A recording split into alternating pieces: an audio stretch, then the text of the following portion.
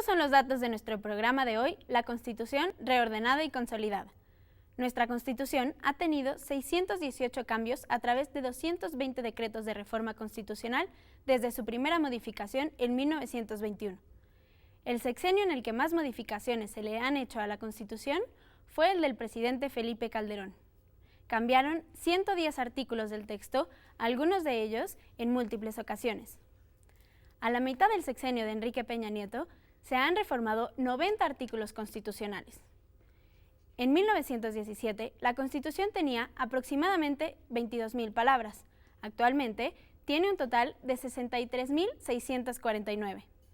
Las constituciones latinoamericanas actuales, como la de Brasil, Colombia, Venezuela, Ecuador y Bolivia, oscilan entre las 40.000 y 50.000 palabras. Regresamos contigo, Pedro.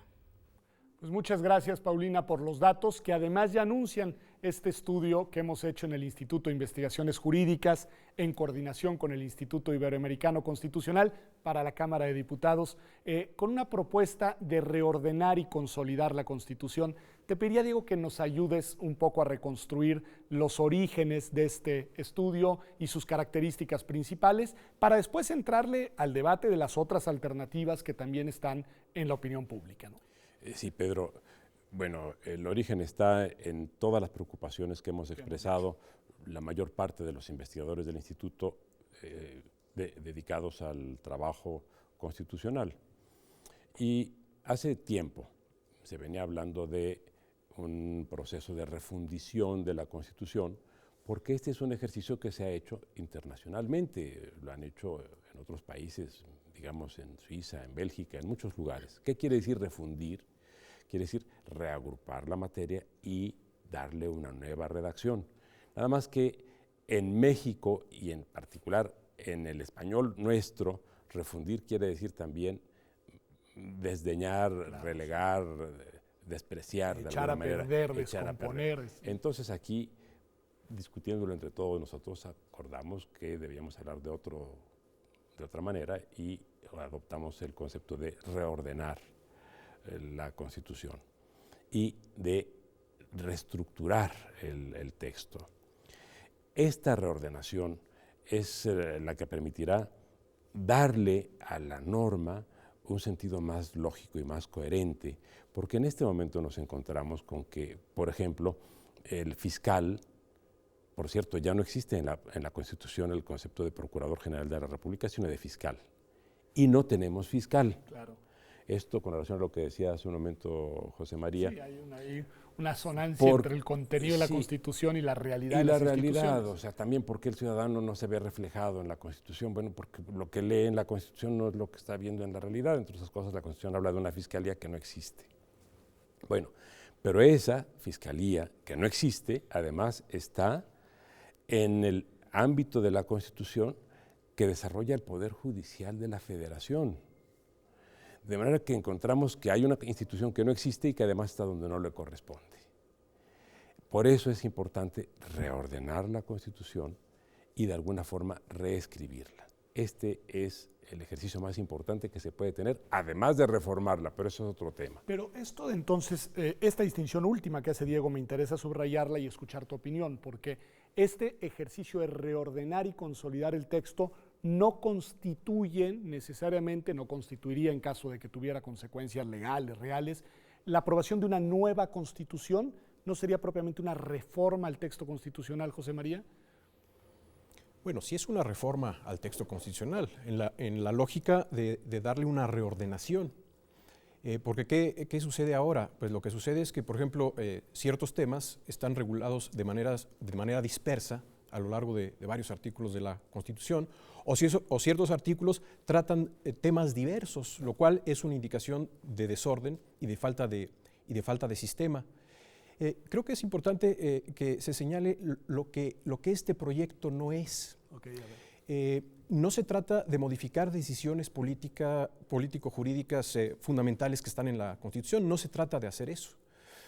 No se trata tampoco de introducir cambios, aunque nosotros aquí pudiéramos decir que tal o cual cambio sería positivo, no sé, en el tema de órganos constitucionales autónomos o en el tema de elecciones, no se trata tampoco de eso. Se trata de lo que ya existe, darle un orden y una sistemática distinta. ¿Para qué? Eso por un lado. Y por otro lado, extraer de la Constitución todos aquellos elementos que son de carácter reglamentario, es decir, que no debían estar en la Constitución, sino que debían de ser objeto de una regulación a través de un instrumento distinto. Ahí entra otra de las características, otra de las propuestas que se hace en el estudio académico que hizo el Instituto de Investigaciones Jurídicas. Se trata de poner todos esos elementos reglamentarios en una ley de desarrollo constitucional. Que hoy no existe. Que hoy no existe y que tendría unas características distintas. Ley de desarrollo constitucional que existe en otros países. En otros países sí existen leyes constitucionales o leyes orgánicas, les llaman en otros países, y que tiene antecedentes también en nuestra propia tradición constitucional. Ya se ha dicho en diversas ocasiones, en distintos foros, Mariano Otero, por ejemplo, en el siglo XIX propuso leyes orgánicas, leyes de desarrollo constitucional para los derechos humanos, por ejemplo, ¿no? Entonces, se trata de reordenar, de darle una sistemática, de consolidar y de extraer lo que es reglamentario para ponerlo en una ley de desarrollo constitucional. Y esta ley de desarrollo constitucional que se propone tendría, esta es una pregunta que he escuchado en varias sedes, ¿el mismo rango que la Constitución? ¿Sería también norma suprema? ¿Sería una norma inferior a la Constitución? Es decir, en esta lógica de la jerarquía normativa, ¿cómo quedaría ubicada, Diego? El planteamiento que se está haciendo es el de una norma que tendría que ser aprobada por una mayoría calificada del Congreso, 2/3 partes, pero no ratificada por las legislaturas o congresos estatales, de manera que no sería, estrictamente hablando, una norma constitucional, sino de desarrollo de los principios y de las reglas constitucionales. No sería, por tanto, parte de la Constitución, sino un desarrollo de la Constitución con un carácter diferente al de las leyes generales, al de las leyes federales y ahora hasta la de las leyes nacionales. El procedimiento de modificación de la Constitución seguiría siendo el mismo y permitiría simplemente que la ley de desarrollo incorporara mucho de lo que ahora se va a la norma expresa de la Constitución. Y a otra cosa muy importante, Pedro. A ver, Diego. Hemos comenzado a tener ya en el país una especie de constitución secreta. ¿Qué es eso? No me atreveré a llamarle constitución clandestina, pero sí constitución secreta.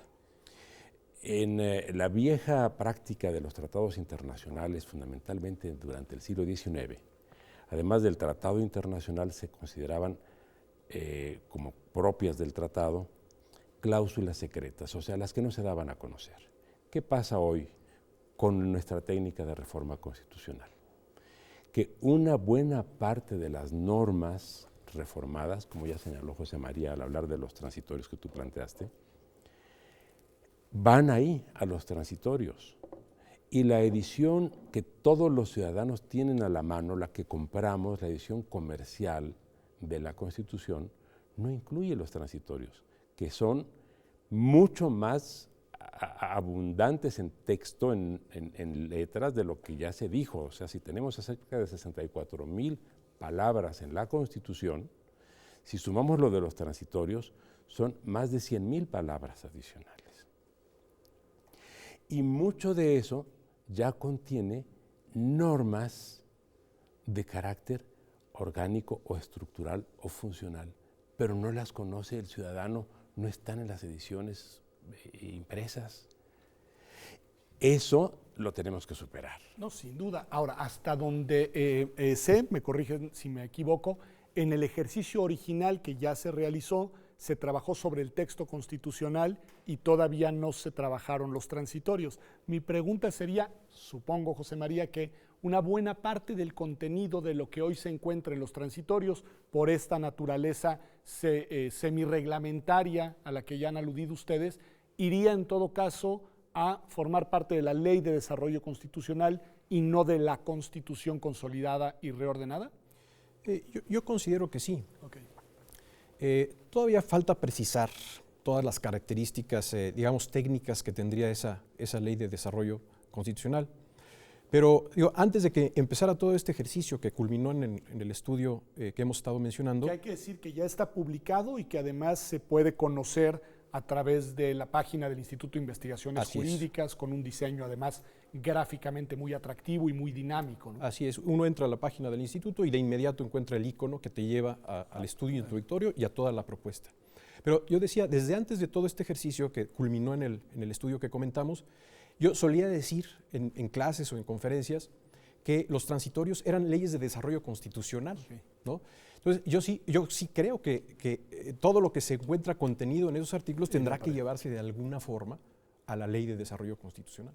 Ahora, después de este ejercicio, ¿se lee mejor la Constitución, Diego? ¿Esta ley sí es más, este texto constitucional sí es más accesible? Sin duda, porque están reagrupadas las materias y además está condensado el texto. Mucho está ya en las normas, en este proyecto de ley de desarrollo constitucional. Pero, como decía, si sumamos lo que existe en la Constitución más lo que está en los artículos transitorios, yo creo que sí rebasamos las 100,000 palabras. Okay. Claro, muchas son inevitables porque están todas las formas de entrar en vigencia y de regular la adaptación y la, digamos, aplicación paulatina de las normas previstas en la Constitución, pero muchas, las que contienen disposiciones que debieron estar desde un principio en la Constitución, en la técnica que se tiene hasta este momento, hay que llevarlas a la Ley de Desarrollo Constitucional, ejercicio que habrá que hacer más adelante. Pero muy interesante. Te voy a preguntar primero a ti, Diego, para después escuchar a José María sobre la viabilidad política de una propuesta como estas. Se trata de un estudio académico, eso es lo que se hace en la universidad, aunque se hizo en coordinación con la Cámara de Diputados, pero ¿tú crees que una iniciativa de esta naturaleza podría concitar apoyos políticos que permitieran que fuera discutida con seriedad en la sede legislativa? Yo estoy convencido de que así es. El hecho mismo de que haya sido la Cámara de Diputados la que manifestara su interés y encargara este trabajo al Instituto de Investigaciones Jurídicas denota que ya entre las fuerzas políticas del país hay un interés en esta orientación. Y eso lo vemos que es de manera transversal, recorre todos los partidos, no es característica o posición de uno solo de los partidos. Por eso creo que este proyecto puede tener éxito, por cierto, para que se le dé una nueva forma de adhesión espontánea a la Constitución, este ejercicio que tú indicaste que se hiciera en el Instituto de Investigaciones Jurídicas, de poner el proyecto en la página y con una técnica notable en cuanto al procesamiento cibernético o computacional del material para que pueda cualquier persona acceder a él y saber dónde está cada artículo. Esto va a contribuir a que haya una corriente de opinión pública que apoye los planteamientos que hacemos en la academia y a los cuales ya se ve receptivo también el sector político. Y lo que estamos viendo, por otra parte, es que se trata de un proyecto, digámosle, aséptico, en cuanto a que en este momento no está incluyendo ninguna propuesta de reforma, excepto dos. Incluye un preámbulo, que la Constitución actualmente no tiene, para darle un sentido, explicar el sentido social y de reivindicación y defensa de los derechos fundamentales que tiene la Constitución, e incluye también una reforma que es inevitable para hacer viable este proyecto, que ya se contenga en la norma constitucional la referencia a la Ley de Desarrollo Constitucional, con una característica interesante que, perdona que me extienda la respuesta. Favor, Diego. Esta ley, además de lo que yo señalaba hace un momento, que tendría que ser aprobada por 2/3 de los diputados y senadores, tiene otra peculiaridad. Establece por primera vez en el país el control previo de constitucionalidad. La Corte tendría que pronunciarse. Tendría que pronunciarse. El Congreso tendría que enviarle a la Corte la ley o las reformas a la ley, y la Corte tendría que decir si efectivamente esa ley o sus adiciones o modificaciones son congruentes con el texto de la Constitución, para que no se dé el caso de que una norma de desarrollo constitucional contradiga lo que dice la Constitución. De manera que sí hay ahí una innovación ya a la forma de legislar.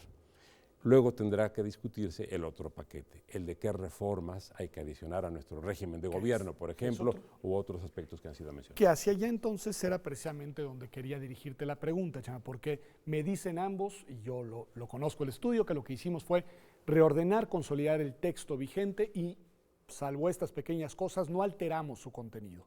y no lo alteramos precisamente porque no queremos suscitar una discusión alrededor del contenido constitucional, sino de la manera técnicamente mejor para reordenarlo. Pero hay otras voces, José María, que plantean la necesidad, en realidad, sí, de aprobar un nuevo texto constitucional. Es decir, un evento político, organizar un Congreso Constituyente, dejar de lado la Constitución vigente en 2015 y aprobar una nueva Constitución.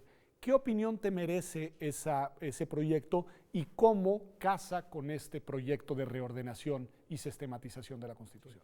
Sí, esta idea de convocar a un Congreso Constituyente para expedir una nueva Constitución, pues es un tema que ha estado en la agenda desde hace por lo menos 15 años y ha tenido sus altas y sus bajas. Yo en diversos foros me he pronunciado en contra de un ejercicio tal. Por diversas razones, significaría abrir debates históricos que ya tenemos resueltos en temas muy sensibles para México desde un punto de vista político, histórico e incluso de identidad. Eso por un lado. Por otro lado, a mí siempre me ha preocupado el tema del proceso de elección de una asamblea constituyente. O sea, sí hemos avanzado en el tema electoral, pero puede haber problemas y puedes tener una asamblea constituyente acusada de ilegitimidad si hay problemas postelectorales. Y puede suceder también que acabemos con una constitución todavía más extensa y más desordenada. Algo parecido a lo que sucedió en Brasil, en donde cada grupo de interés quería llevar a la Constitución su propio interés y acabaron con una Constitución extremadamente extensa y algo desordenada, ¿no? Entonces, yo creo que esa opción no es la que yo preferiría. Hablabas de la viabilidad del ejercicio que estamos haciendo a través de este estudio. Yo creo que la propuesta es políticamente viable, pero hay que ir construyendo esa viabilidad. Hay que ir abriendo la discusión y para eso está sirviendo este foro, por ejemplo, y hay que ir convenciendo a los actores políticos de las bondades de este proyecto. ¿Cuáles son las alternativas? Necesitamos una alternativa porque la dinámica del cambio constitucional es insostenible. Al paso que vamos a tener un texto no nada más de constitucional, no nada más de 3 tomos, o 4 tomos, o de 5 tomos, sino totalmente desordenado, ¿no?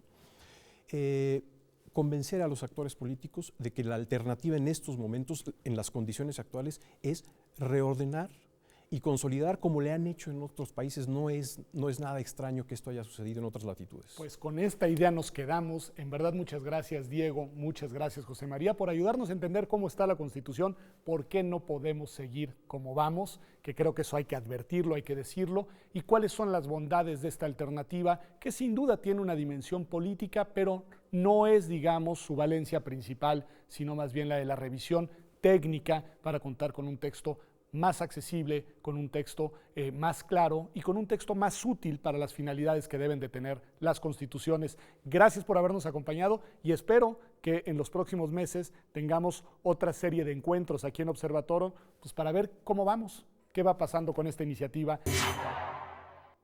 Pues la principal conclusión, al menos desde mi punto de vista del programa del día de hoy, es que no podemos seguir con la tendencia de reformas constitucionales de los últimos años en México. Vale la pena hacer un alto en el camino y tomarnos en serio esta idea de reordenar y consolidar el texto constitucional, sobre todo ahora que estamos a 2 años del centenario de la Constitución de 1917. Esto ha sido Observatorio. Gracias por acompañarnos y nos vemos la próxima semana, como todos los martes, aquí en TV UNAM a las 9 de la noche.